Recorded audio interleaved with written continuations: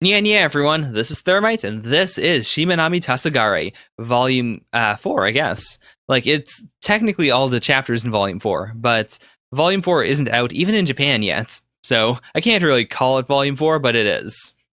So, happy Pride Month, everyone. I know I'm kind of late on it, and I'll be especially late if you watch this, anytime in the future. But I decided, hey, why not? Like, I do LGBT stuff on the channel every once in a while, and I figured, hey, well, I guess I'll pick up a new series, which that'll be a surprise. I'll read some more Shimanami Tasogare. All of Volume 4's chapters are out, so I'll read those now. Volume 5, I guess I'll wait until those build up a bit more. I'm considering doing a review of my solo exchange diary. I had it pre-ordered, and I read it all in one day, so I can't exactly do a live reaction to it, but I'd love to talk about it on Mr. Donut the Donut's channel. At some point, I did a review of the original book. And I don't know where that is, but if I can find that audio, I might put it up on my own channel as a thing. And what else is there? I don't know. I was thinking about picking up a Yaoi series as well, but we'll see. Anyways, before we do anything else, getting way too ahead of myself, let's get into Shimanami Tasogare.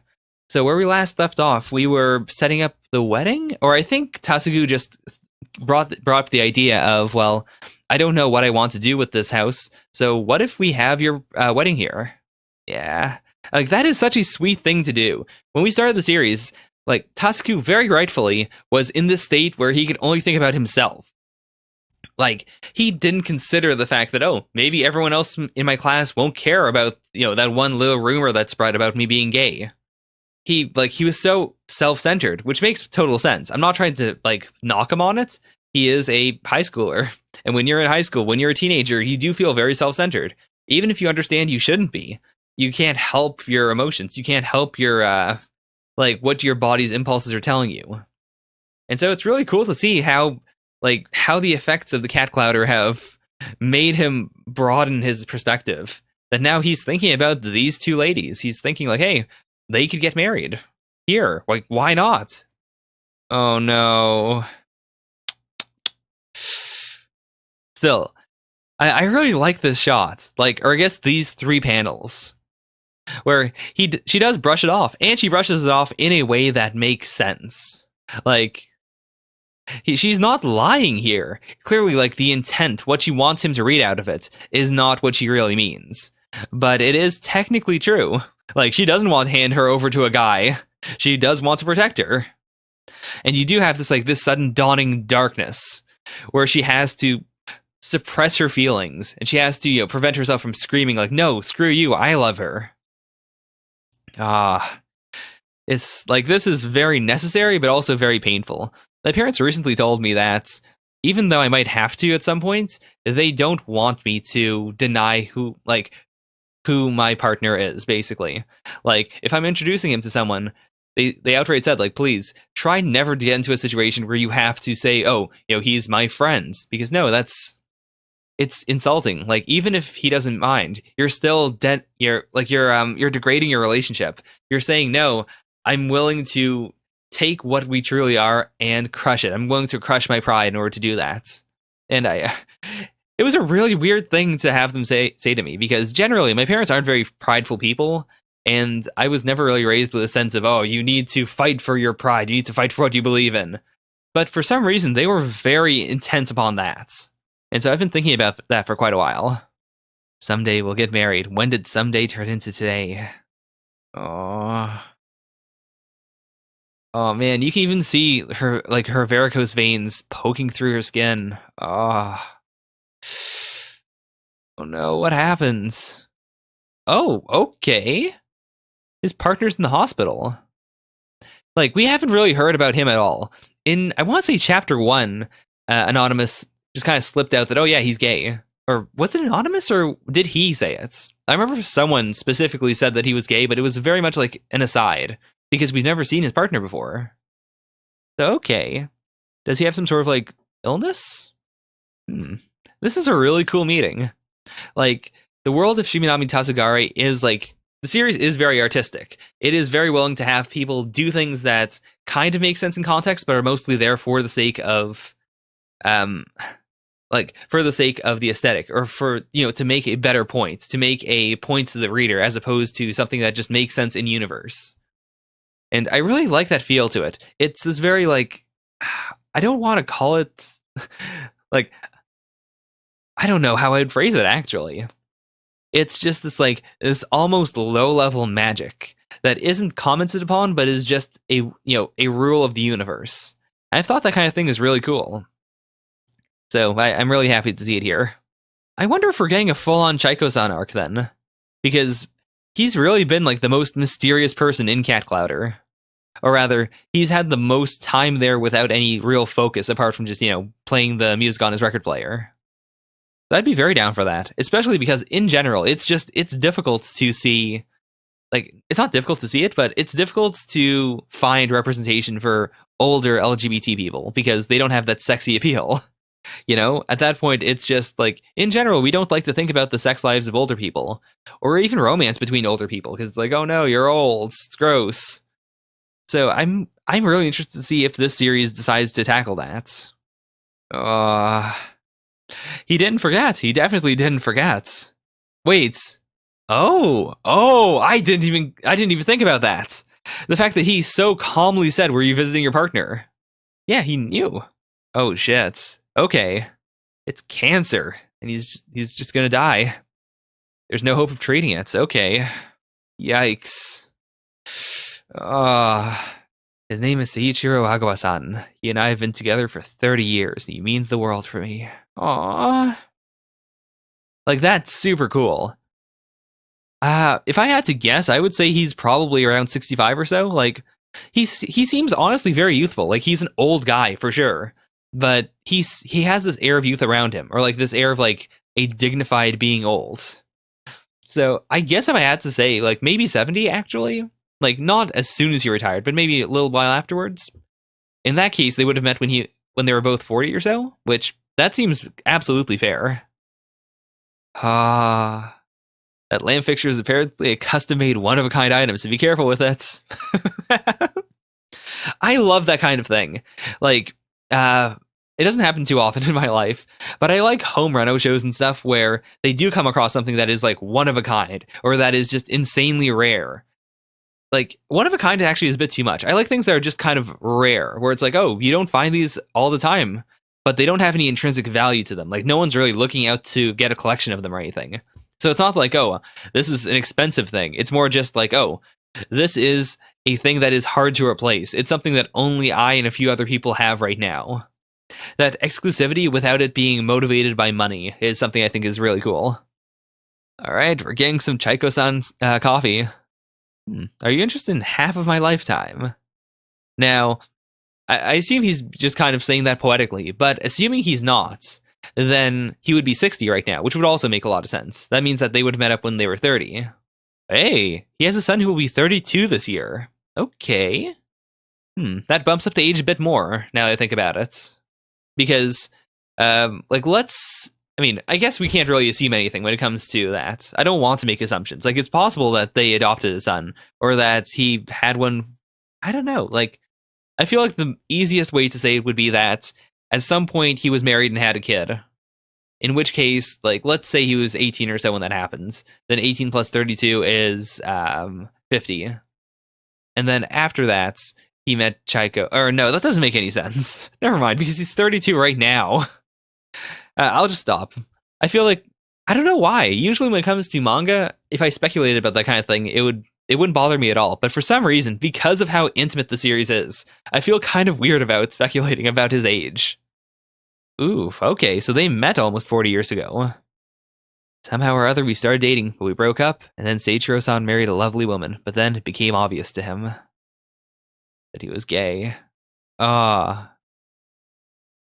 and that's actually really nice to hear. That, like, they didn't have an affair or anything. It's just, they were together first, then at some point, Seiichiro decided, to try and go for a straight relationship, and then he realized, oh, well, this isn't working out. Right. Especially in Japan. Okay, so that all makes sense. 30 years later, his estranged son apparently came to reconcile with him after he was hospitalized. He's told me that he comes to visit him sometimes too. Aww. That's really cute. Oh, and okay, I assume that's because like it would be a bit too awkward. Like the fact that they're meeting up is itself like difficult for the son. So meeting his dad's gay partner might be a bit too much. Or even that. It like the way he's phrasing it, he could be just covering for him, or he could just be like, haphazardly just saying like, yeah, it's fine, it's whatever.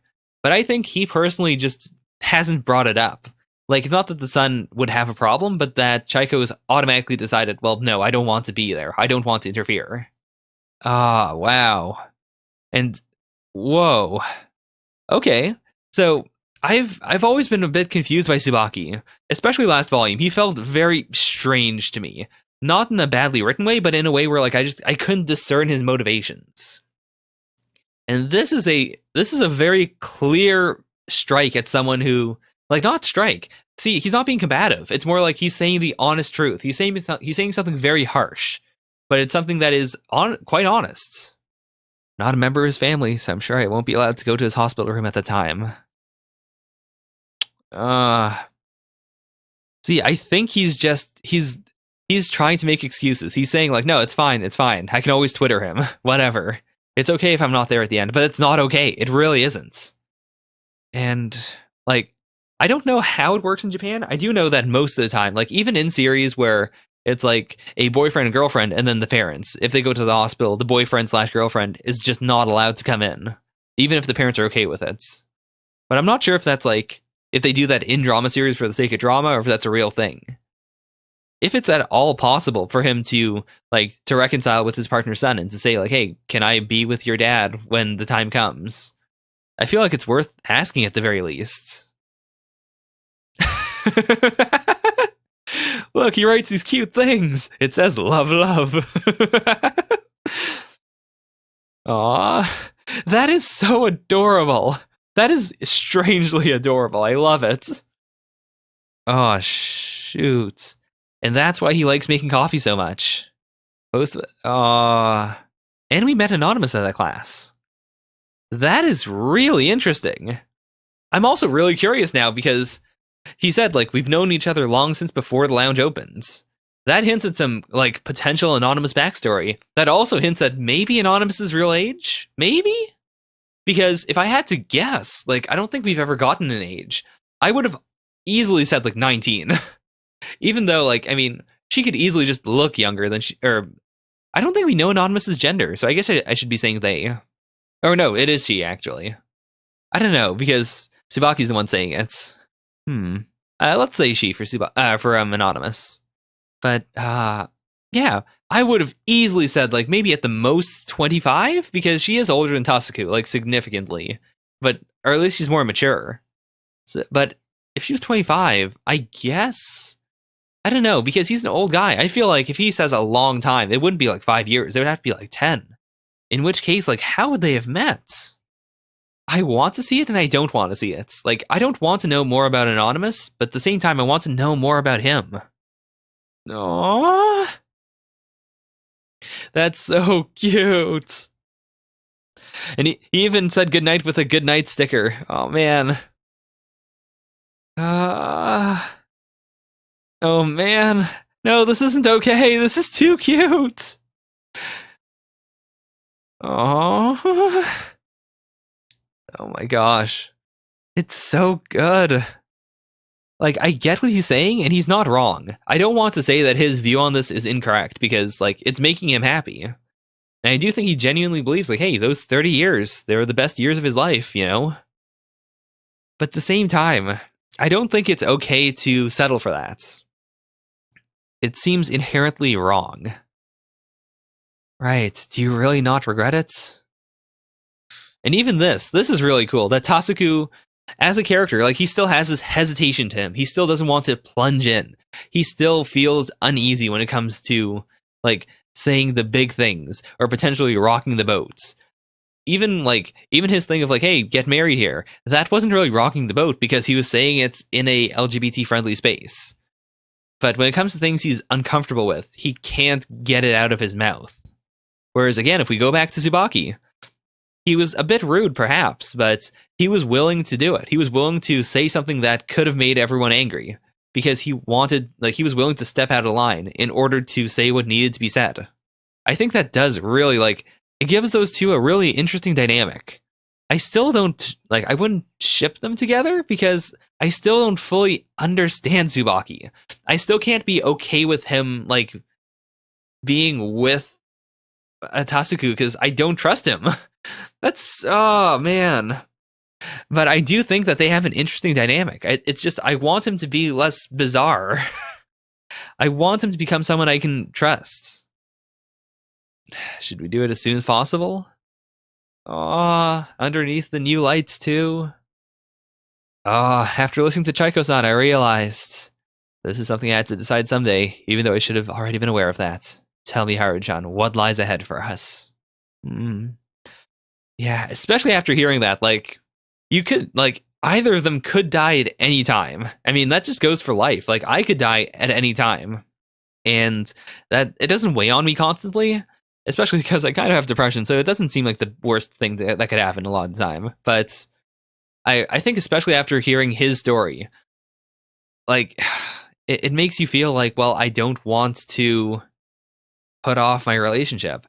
I want to do everything I can right now, because who knows what'll happen in the future? Who knows if we'll have a future? And even if we do, even if we have a long storied one, even if we're together longer than we're not together, there'll eventually be an end. And at that point, am I willing to say, oh, well, we had that much time together? Or will we have wasted it? Oh, man. All right, next chapter. Anonymous is such a strange person.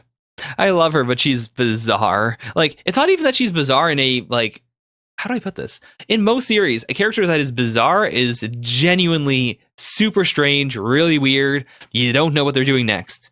Anonymous isn't that. Anonymous is just a strange person. Like, she's enigmatic, but she's not outwardly weird. Like, you can tell even through everything we've seen so far. Like, she has habits. She has things that she does. She has hobbies. She's willing to try new things. She doesn't do weird things for the sake of doing weird things.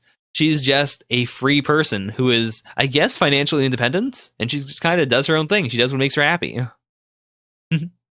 She goes on walks, does her side job, pets the cats, and goes on more walks. Aww. Man, I really want to see their backstory now. That's so weird to feel, because I genuinely do not want to see any more of Anonymous, but I want to see how these two met her.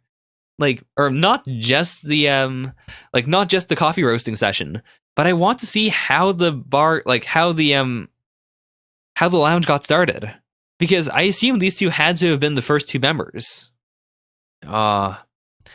Making a Christmas wreath for the lounge. I'll bring it next time. Are you gonna end up leaving? Oh no! I want you to stay, Hilya-kun. Will that bother you if I said that? I love this. I love that both of them want the other to stay, or like both of them want Chaiko-san to stay, but they can't, or rather, he doesn't have it in him right now. And I hope that's where we're going with this. I hope that this is an arc where it ends with him asking his son, like, "Hey, can I be there with your dad?" Or even just introducing himself. Like, we don't need to get the resolution. We just need a start. Like, as old as he is, there are still some things that he hasn't been able to do.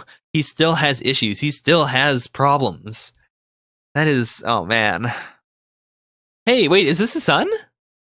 Without trying to, it was one of those, even if we're apart, our hearts are always together moments. Aww. I'm wondering if he will say it. Like, on one level, I would say, no, that's a bit too much. Don't disrupt your partner's, secrecy. Like, you shouldn't come out to someone, or you shouldn't, like, force someone's coming out, if that makes any sense. Like, if someone just doesn't want to say something to a third party, you should not tell that third party that thing. Even if it is breaking the ice, I feel like that is just a betrayal of that person's trusts.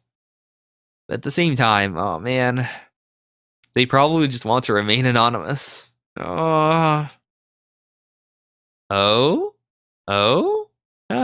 Maybe. That could be doable. Hey, we got some networking going on. That adult way of supporting someone is so cool, Daichi-san. But okay. Yeah, the way they're kind of sort of growing together is so strange. Like, they're so awkward around each other. I've gotten a lot of invitations. Yeah, he's a popular boy, all right. So it would be a big deal if he said, well, I want to spend it with you. But I don't think he will. Why? What is happening? Why are you doing this, Tsubaki? What are you doing, man? Like, I really do feel like he's doing this just to show his power over him. Right, why don't you just reject me more flat out? I'm afraid of getting rejected. I feel conflicted because I can't give up on Tsubaki-kun in the end. Honestly, I think the best case scenario at this point is for Tasuku to just say, fuck you. Like, I don't want to be with you. Leave. Or just, hey, stop leading me on. Is it one or the other? That feels so weird because most of the time when I hear someone saying, oh, you're leading me on, usually it's not someone who is actually being led on. But this is clearly that. Like, he's clearly playing games with Tasuku. He's clearly trying to screw with his heart. And that, like, I mean, I guess this could be another situation where Tasuku is misinterpreting him, and he's just, like, he's seeing, like, I can't believe that, though. There is no way that this is all in his head. Because if it was all in his head, I feel like he would make it more lovey-dovey, or he would misinterpret it in a cuter way. Whereas this is clearly malicious. Yeah, Anonymous seems to have an actual emotional response to that. And, I mean, the two of them did... it seems like they knew Anonymous before the lounge opens. They are most likely the two people here who know her the best. So maybe she's gonna go. I'm really interested in that. Like, I don't think Anonymous would go out of her way to meet any of the others. I mean, I'm sure she would be concerned about them, or she might, like, talk to the others about them to get, to know what's going on. But with these two, because they've known her for so long, I feel like she is going to go to the hospital. Maybe with some ice cream or something. Hey, Anonymous is doing it. Okay. Is the world coming to an end? I mean, she did take the roasting class. Is this a handout from God? What god would that be? The god of side jobs. Whatever looks right. This is a very anonymous way of making coffee. Very particular in ways that don't make any sense, but then completely non-particular in ways that really matter. Tell me within 2 seconds if you don't want any. Okay, is this going to be good, though? Like, I can't imagine Anonymous making bad coffee, but at the same time, that would be a good goof. Hey, she did it! Oh, wow, okay. That was really cool. Yeah, he hasn't been here long enough to understand how strange she is. Although, I didn't consider that. Like, as much as Tsubaki is specifically fucking around with Tasuku, on the other side, like, his bluntness is a powerful tool here. Like, everyone's so used to the peculiar way that things are that he's capable of, without breaking it, without shattering the entire fishbowl into pieces, he's able to, like, poke at it. He's able to say, like, hey, well, why is this a thing? Or, isn't she human? I mean, she's been more or less, like, kind to everyone else, but she was a bit harsher with him. And I think that also informed his opinion of what she's like. Even with this cafe au lait, it tastes like this because this is her recipe, so it's not like she isn't interested in anything. In the end, just who is Anonymous? Yeah, like, I've said this entire time, I don't want to know more about her, but he does, and that is a powerful difference. Like, I assume everyone else here doesn't really care about, like, what she is. They don't really want to know more about her story, but he does. She isn't something that's colorless and transparent. Anonymous is human just like us. If I had to guess, I would say that we will do an arc for... we're basically out of people, actually. But I would say that we might resolve the... I keep forgetting his name. The Tasuku and Tsubaki thing. And then at the very end of the series, I think we might get a bit more about Anonymous. But if we will at all, I really do feel like we won't learn much about her, but because of this chapter specifically, it feels like we might. Or it feels like, at the very least, Tsubaki might dig into her past a bit more. Okay, you've known Anonymous for a while, right? Oh, really? So it's not even like she came up with that name. It's a nickname. Like, the two of them came up with the name Anonymous for her, and she was like, sure, why not? And just everyone else at the lounge has been using that name ever since. Huh, a real meeting was on the way home. Okay. Oh, and she did the same thing. The exact same thing. Although, this time her hair is very short. Also, I mean, she does have sort of there's a tiny bit of boobage there. So I was going to say, like, maybe she's trans, but I don't know. I feel like she might be just genetically female. Like, her legs also they have a very feminine shape to them. But it seems like this is just how everyone meets her. I wonder if that has any, like, distinct meaning or not. Like, does she do that because it's just a eye-catching way to find someone who is empathetic, someone who's willing to run out and see if she's okay? Or, like, does it hint at something else? The thing that immediately comes to mind is, like, is she suicidal? Like, is it that every time she dies, the world, like, just the universe brings in someone to make sure she's okay, and because of that, she gets interested?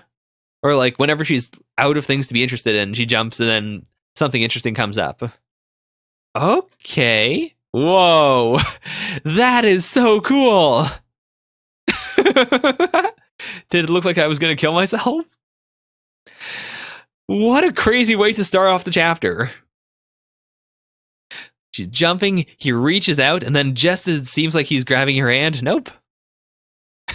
And he's like leaning all the way over too. I mean, I assume this is like past Anonymous and then future Anonymous. Yeah, because that ponytail is very clearly future Anonymous. But I'm wondering now, like, is it not even that it's like her doing it? Is it her intent? Like, is it one of those things like in samurai movies where someone's intent, someone's belief, someone's desire, like someone's just willingness to move is so powerful that you hallucinate, that you think they're doing it? Like, was her intent to kill herself so palpably possible there that everyone just constantly sees her look like she's jumping, but then she never actually does it? Huh. Very strange. You looked so cool dashing over to her, Ilya-kun. Aww. And they're, like, they probably, again, like, I guess they have to be in their 30s right now, right? Like, I'm so used to seeing Chaiko-san as an old guy that I keep seeing him and assuming that his hair is white, but it probably isn't. He's probably, like, 30 or so right now. But anyways, getting back to what I was trying to say, like, it's so weird to see them have, like, the fact that they are so comfortable with each other now. And to think back that, yeah, 30 years ago, they probably pretended they weren't a couple. They probably pretended they were just, two dudes hanging out. And that's cool. Like, yeah, she has this hesitation to her. She's not so willing to just, to whip out the barbed wire, to just stab and see what happens. She was more gentle. I guess because this might have been the first time she did something like this. I think I'm most likely asexual. Okay, fair enough. And I could see that too, actually. Like, because she's asexual, she has no desire to, like, I know a few people who are asexual, and it's not a problem, but I can see how it's alienating to live in a world where sexuality and where, like, this desire to be with someone else that isn't just a romantic thing, that isn't just a friendship thing, that is this, like, animalistic urge. So many people in this world are driven by that, and it must feel alienating to not have that urge, to just be a person who is not affected by that. It's like being a kid, kind of. Like, most kids are just kind of asexual unless they're a late bloomer. And so it's just that feeling of, oh, well, I don't understand. I don't have those same impulses. I can't relate.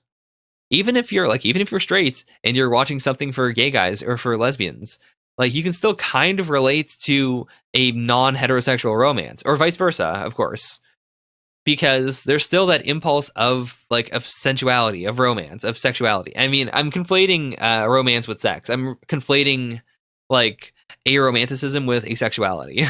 I shouldn't be, but it's very similar. And I think just being asexual but having romantic thoughts isn't as alienating. The person I'm thinking of has, like, neither.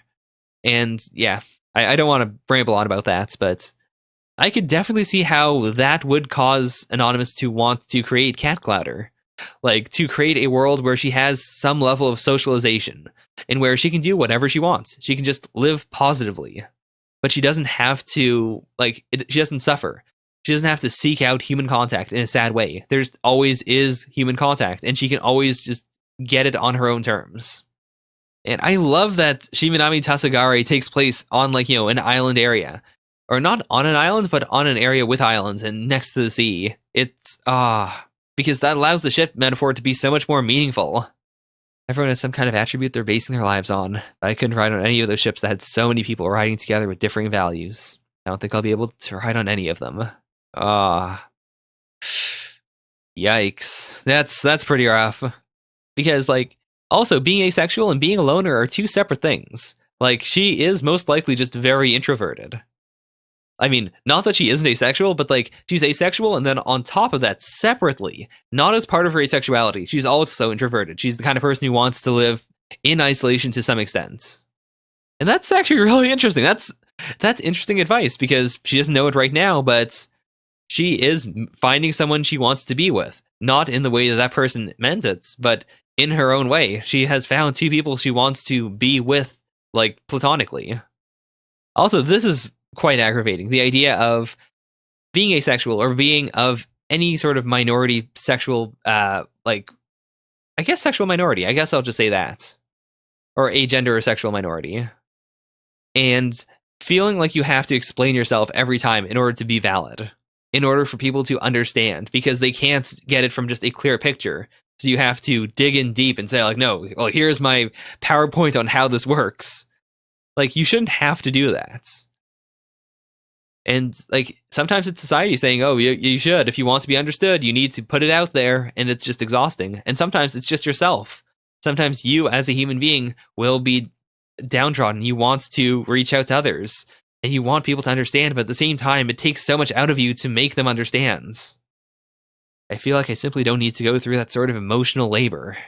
I think that's a perfect way of summing it up, actually.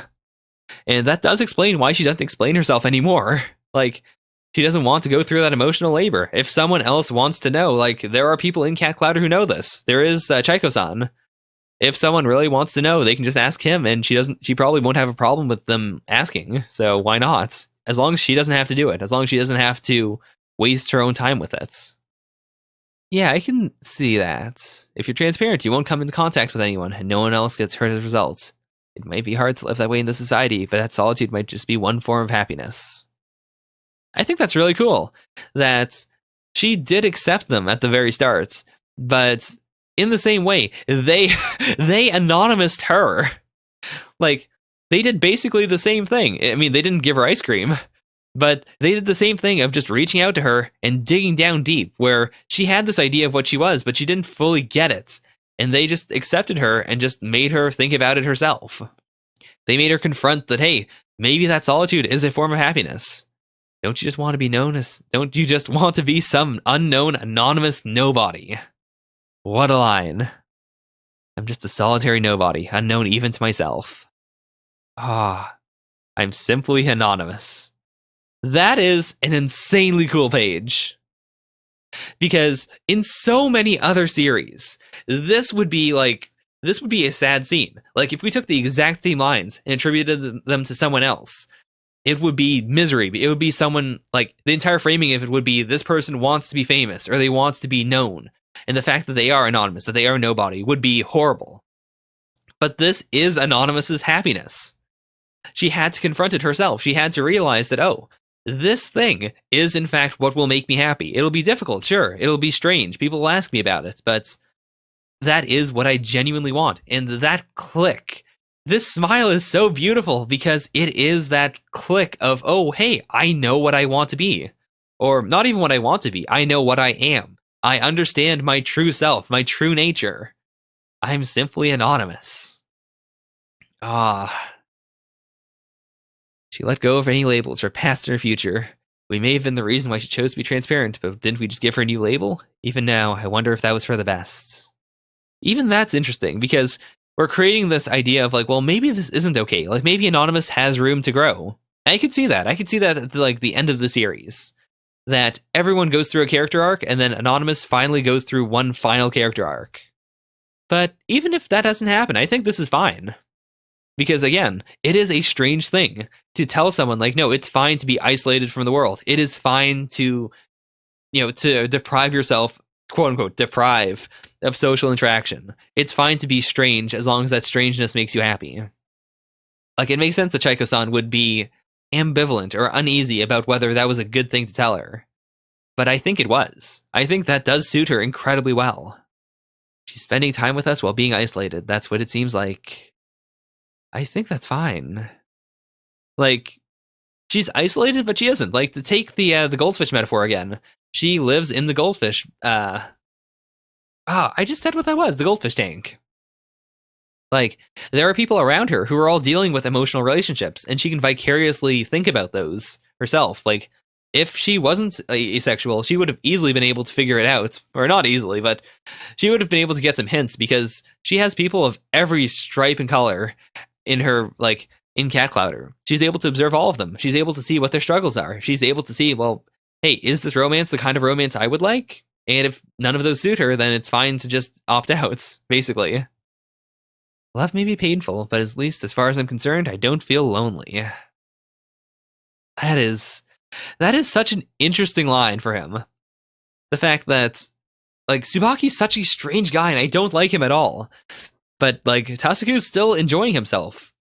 It might not be the healthiest relationship, and I do think he's going to get to another boiling point where he has to just tell Tsubaki, like, hey, what the fuck is going on? Like, let's figure this out again. Do you like me or not? Are you leading me on? But up until that point, like, he's still feeling validated. He still feels fulfilled. His life as it is right now is fine. I think that's really cool. That's kind of beautiful. Oh, I'm really glad that she went, are you alive? Oh no. Did her parents find out? That's what I'm thinking. These are texts from Dad. He's asking me if there's anything I want to tell him. Oh, this is rough. This is real rough. What should I do? All right, well. Okay, let's see if they say anything first. She looks... I don't know what this is supposed to convey. Especially with the juxtaposition of that and then the transition over to the heater. She looks determined. She looks like she's going to do something, but I don't know what she could possibly do here. I mean, I guess the two of them could just hold hands and go to her dad and say, like, hey, this is what it is. I really hope they don't call off the wedding, though. Or, yeah, they have to, right? Like, if their relationship falls apart because of this stress, I will be, like, it's not that it's wrong, but I'll feel very bad about it. I really hope they manage to persevere. Chaiko-san talks about everything. You know... I mean, I assume they would be wearing two dresses. I think it's fine if someone wants to go against gender presentation, or if it's two girls and one of them wants to wear a suit, that's fine. There's nothing wrong with it, but I think it's also fine to wear a dress, like, especially in Japan, for instance, because there is that high socialization of, yeah, when you get married, you're going to wear a beautiful dress. I think it's perfectly fine for both brides to wear dresses. Aww. Even Mai gets to contribute something. Oh, this is so cute. Okay, is this her dad? Or her partner's dad, I mean. Oh, no? Wait. Oh, no, never mind. This is Tsubaki's dad. And, why didn't he know? Because Tsubaki did, like, he and his dad both knew about this going into it. Like, when he first volunteered, his dad was clearly aware that he was there. Like, they talked about it. But I guess he didn't tell his dad that he continued to come, which is in its own way an interesting thing. Like, what does that imply? Well, at least they're doing it together. But this does suck. Like, in general, my life has been a life of putting things off. Mostly because my parents were very cautious when it came to me as a person. Like, I was babysat for way too long. I didn't walk like to and from school by myself for way too long. And that kind of carried over to my view of doing things, because if something's uncomfortable, I'll put it off for quite a while. And that's not healthy. But like when I came out to my parents, I put it off for way too long. When it came to introducing them to my boyfriends, put it off for way too long. And it does feel good. It does give you this temporary happiness of, well, it'll happen eventually. I don't have to think about it now. Let's do something else. But it doesn't get rid of this uncertain reality. Now is the time for us to decide. All right. I have faith that they're not going to break up. That would be the most disturbing thing. Also, hey, Misura's here, right? I think that's Misura. All right. Huh. Okay. Huh. So I guess it was just a random city worker who, just broke the news. We're together as romantic partners. So it seems like her dad's going to be the most cautious one here. Like, her mom, I don't know. Because in some instances like this, someone can be very calm normally, and they'll be super friendly, but underneath they have this boiling emotion that they're trying to suppress. They're trying to get out in a more agreeable format. But for now, just from those initial feelings, and a lot of Shimanami Tasogare is about those initial feelings. The series doesn't hide very much. A lot of what the series shows is very on its face, unless it's being skewed by someone's perspective. Oh, geez. Did he actually do that? Did he seriously threaten him with a knife? God damn. That sudden burst of anger is also very scary. But I think it's, how do I put this? It seems like he took it as an insult, but I think he must have thought it over a bit. I don't think he's going to be that aggressive towards them, because it's his daughter there, and potentially the person his daughter loves. Or absolutely the person his daughter loves now. They just said it, so I really hope he doesn't do anything too rash. Huh, okay. I didn't like the idea of my own daughter being gay. That made me pissed off at myself. Otherwise, I should just give my disapproval. Whether it was appearances in the eyes of society, prejudice, something I thought of as a fire in the opposite shore, or something where I could get up on a high horse by thinking that I could consider it from the point of view of logic instead of my emotions. Okay.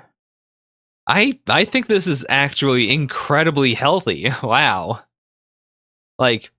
He's not lying. He's not saying oh, I don't have a problem with it at all, or I didn't have a problem with it at all. It's no, he had a problem and he thought it through, and he considered it.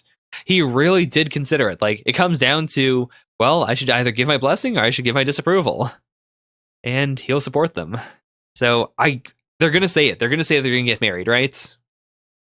Yes. I want to stay as Saki-san's partner.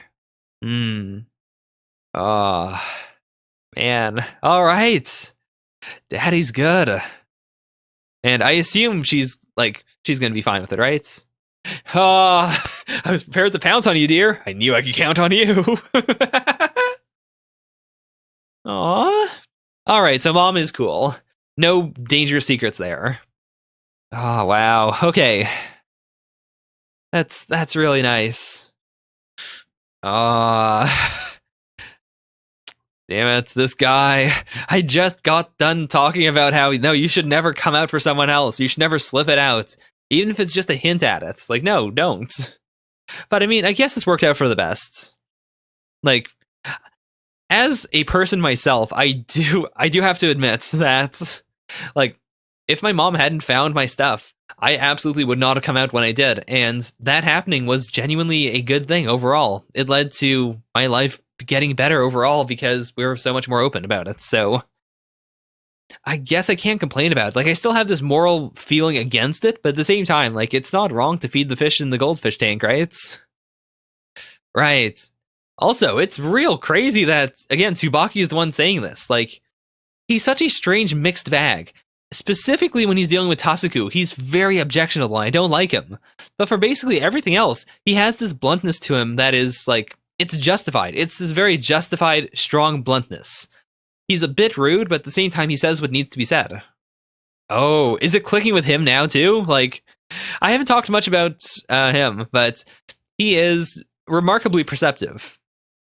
Just in the sense of like, not remarkably perceptive, but he's perceptive enough. He knows that, hey, people who go to Cat Cloud are LGBT. So I think what he's picking up on is that, Tsubaki is gay. He's picking up on this feeling that, hey, why is Tsubaki being so passionate about this? Oh, it's because he can relate to it. He can relate to it deeply because he's feeling the same thing, right? Also, is this happening? I think it is. I don't know why I'm so willing to jump to, oh, it's not really happening, but I think because it's so intense. Oh man. I mean, again, it is coming out. I'm really wondering now. Is he being so combative partially because he wants to protect Tasuku? Is that it? Like, is he teasing him because he feels like, oh, this is how I gain some power over my situation? And in the same way, is he screaming no one because he didn't want his dad to know that Tasuku was gay? Is it because he wanted to, on some level, protect him? Now do you know that? What do you think of me? How are you going to treat me? Alright, final chapter of the volume. Oh man. Also, something about this all taking place in and around Christmas is really interesting. Like, I don't know why. I guess it's because in Japan, Christmas is this very romantic holiday. And it's not like any of this is particularly romantic, but like it deals with relationship stuff. So I guess it just fits. Okay. I mean, his dad still, because he's been so weird this entire series, it's quite possible that Tsubaki's dad is going to just blab to everyone, but I don't think so. Not after this scene. Not after Tasuku put it out there so powerfully. I feel like even he has to figure out, like, oh, okay, maybe I shouldn't blab about this then. Although part of that is also because they are in the goldfish tank right now. Like, they're in the goldfish bowl, I should say. They're in, like, he is in this very queer space. And so I think he's feeling out of his elements. He's surrounded by people that will support Tasuku and Tsubaki. So I guess the real test of it will be what happens when Tsubaki goes home. Like, will they be able to do the, like, will they still talk this way there? Or will it be more of a screaming match? Aww. Oh, that's so cute. And she looks at the garbage, which, is that the same garbage she put out? I thought someone else took it away. What? Huh. That's really interesting. That, like, from Tsubaki's perspective, again, like, it's not like he's followed Tasuku the way we have. So from his perspective, especially considering last volume, to him, he thinks that Tasuku is the kind of person who lashes out at people, or who, lives without being ashamed. The kind of person who makes that kind of speech constantly. But he really isn't. But, that's really interesting. Sulked, lashed out, and made fun of and hurt others, effectively not facing up to myself. I want to say goodbye to how I've been. Alright. Yeah. I can see that, though. Like, there's a big difference between talking about, oh yeah, this is what I'm gonna do, I'm certain about it, and then actually doing it. Like, if I had a nickel for every single time I came out, or I said I was going to come out, I'd be a rich, rich boy. Oh man, they're really going ahead with it. And, oh wow, it's crazy how much I'm starting to like Tsubaki again. Like, I still don't fully like him because of how weird he's been up to this point, but I can kind of get it. From a purely, like, human standpoint. From the standpoint of, like, yeah, some people are just real weird. I can see how he was channeling his insecurities and his uncomfortability, like his discomfort, I should say, through his horrible actions. And I can accept that to an extent, but at the same time, I feel like Tasuku deserves better. But at the same time, they do like each other, so I guess it just comes down to, can he grow enough? In the next volume, for instance, like, if he continues to do this weird stuff that he's been doing constantly, if he doesn't stick to his promise here, and if he doesn't say goodbye to how he's really been, then I'll be very upset with him. But if he manages to actually stick to it, then I'll be very happy with him. What in the world was that? You guys probably didn't hear it, but I heard just like a weird yelp outside. What just happened? Okay, sorry, let's move on. We just have a little more to go. That is a Beautiful shot. Come on, Tasuku, you gotta hug him back. Come on, don't just be limp. Didn't you say that you like me? Does that creep you out? It's not that, but I have a lot of self-loathing. I can't respond to your feelings for now. Okay, I can definitely understand that. Like, to get personal again, I don't know how many times I'll get personal with this series, but I do have a lot of self-loathing. I think Bloom Into You said it best, where one of the characters says, how can I love someone who loves something I hate? And with the context, the idea is that, the something I hate is that character themselves. Like, they're basically saying, like, if I don't love myself, if I actually hate myself, then how can I love you if you love me and I am disgusted with me? That is a very complex emotion. I think that self-loathing is very detrimental because I do feel it myself. I love my boyfriend, but I think... it's not that I don't... How do I put this? I feel like he deserves better than me because I think he is one of the greatest people on the planet and I love him. And like I wish that he would be with someone better, but at the same time, I feel like if I want him to be with someone better, then I should just be better. And in that case, I get to have my cake and eat it too. He gets to be with someone better. He gets to be with someone I like if I turn myself into the kind of person that I like. So that's like, it's such a complex emotion. And all I can really say about it is just, I'm very grateful to my boyfriend for putting up with me. And in the same way, even if I do have this gut reaction of Tasuku deserves better, at the same time, I will be very impressed with him if he stays with Tsubaki, knowing how weird he is, knowing that he has these horrible feelings of self-loathing, and continuing to stay by him, knowing that, hey, it's going to be rough, but at the same time, overall, it's going to be worth it. I have nothing but admiration for someone who can do that, which is, again, one of the reasons why my boyfriend is one of the best people in the world. Because he is willing to put up with me without, like, just going, oh, this is a real downer. You make me sad. Oh, man. So, yeah. I can't believe how much from this page I have grown to empathize with Tsubaki, because now I get him. I get him so easily. Because I, too, have been a strange person many times. I have been someone who has done bizarre things. Things that would be not endearing at all. Things that might make you think, oh, I don't want to be near this person anymore. But I get it now. I really do get it. And wow, props to the mangaka for being able to put that across. And for being willing to create a love interest who is that complicated. Who is that flawed. Who is, like, that hateable up until this late into the series. Like, I don't remember how often this series comes out. I think it's monthly? It might have, like, a strange schedule, like bi-monthly or something. Yeah. To create a series like this and just keep going with it, knowing that there's no one target audience for it. I mean, I guess generally people who like LGBT stuff, sort of? But, like, you can't give this to a Yuri fan and say, hey, this is some good Yuri. You can't give this to a Yaoi fan or a Bara fan and say, hey, this is some good-ass Yaoi. You can't give this to someone who likes trans issues and say, like, hey, this is a series about trans issues. Like, it is about a wide spectrum of people with all sorts of gender and sexual minorities. And to do that while also having a full cast of very complicated characters, rounded characters who feel like actual people. That is absolutely nuts. Like, one thing that Nagata Kabi of My Solo Exchange Diary fame / My Lesbian Experience with Loneliness fame said was, even though her work is very polarizing, even though she says a lot of things that are, like, worrisome, and she does a lot of things that people wouldn't like a lot of things that the average Japanese person would find shameful, or a lot of things where, like, she knows by herself, like, oh no, I'm being a disgusting person, or I'm being a leech. Like, it's not even like I'm doing it in a way where someone's going to say, no, you're fine. She does a lot of things where she knows outright, like, no, this is not okay. And you have every right to be disgusted with it, but I'm going to tell you that this is what I did because it's what I did. Even with all of that, she still has said that part of why she writes these is, like, when she's thinking about it, she does try to make things a little more palatable.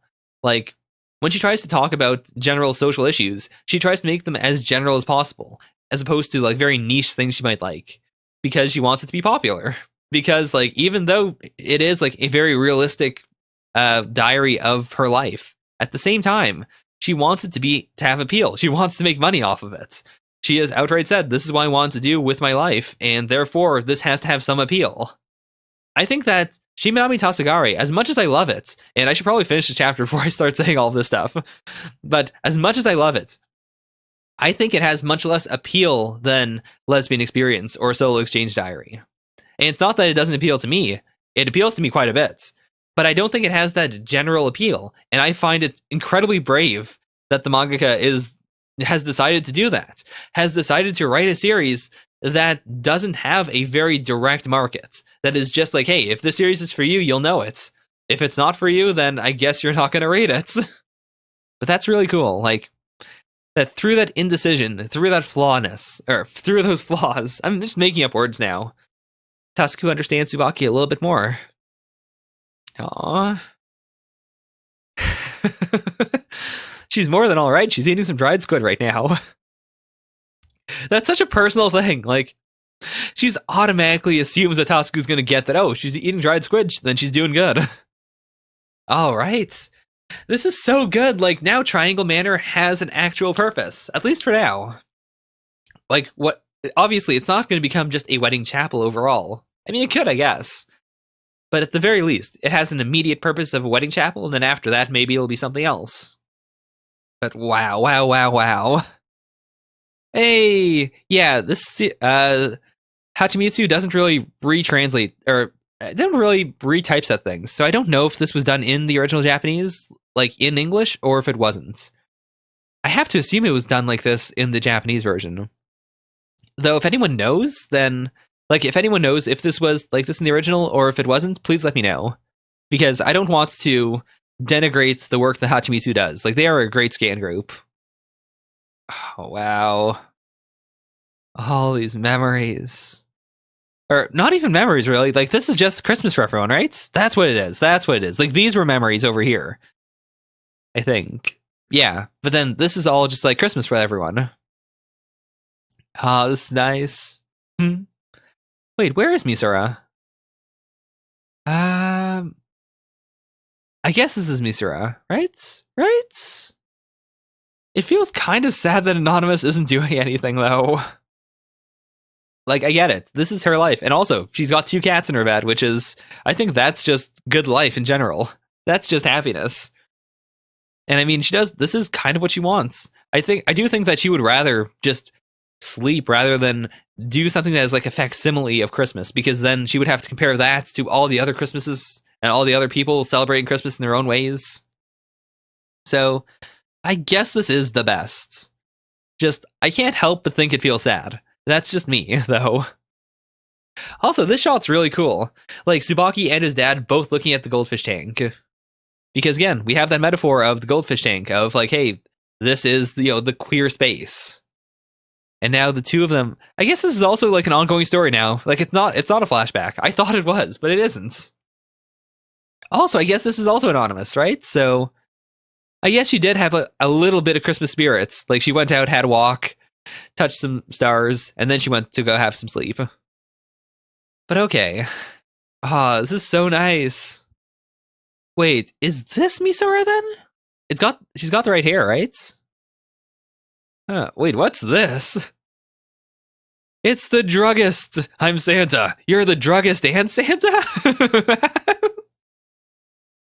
Okay, I get it. So he didn't really see Misura, but just like he remembered her. He remembered that, okay, there's still a problem there. Like, there's still something that I need to confront. Wow. I can't believe we spent the entire volume away from her, or like 2 volumes basically. Wow, okay, so I genuinely forgot that was even a plot thread until right now. But okay, so volume 5, I assume, he's going to go after Misura, and hopefully that'll be the resolution of that plot thread for a bit.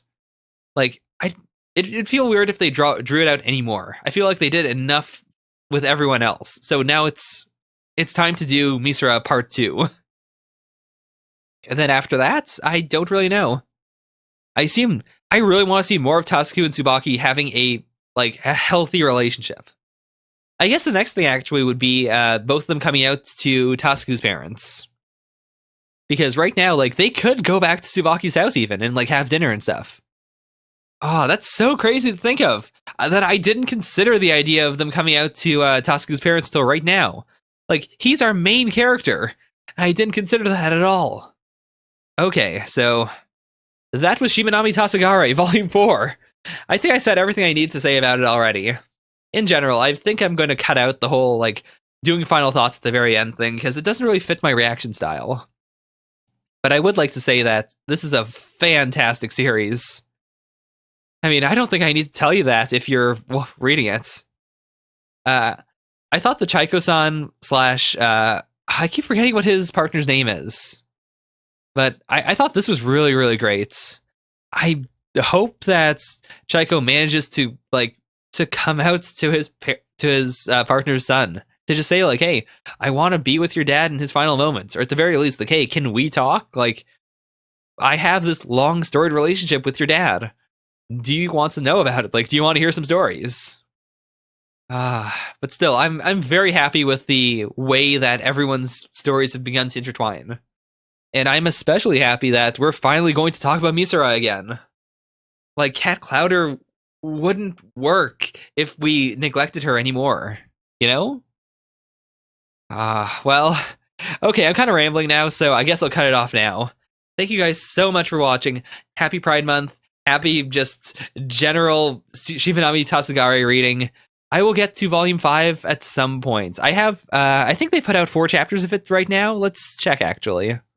Chapter 1's... I probably shouldn't be doing this right now, but... yeah, so I've got 3 chapters. I might just do those, but I've been enjoying the volume so much. But at the same time, I do want to be able to just read a chapter when it comes out. So I'll think about it. Maybe after I put out this one, I'll see how I feel about it. But until then, this was Shimanami Tasogare. Thank you guys so much for watching. Bye for now. Nya nya.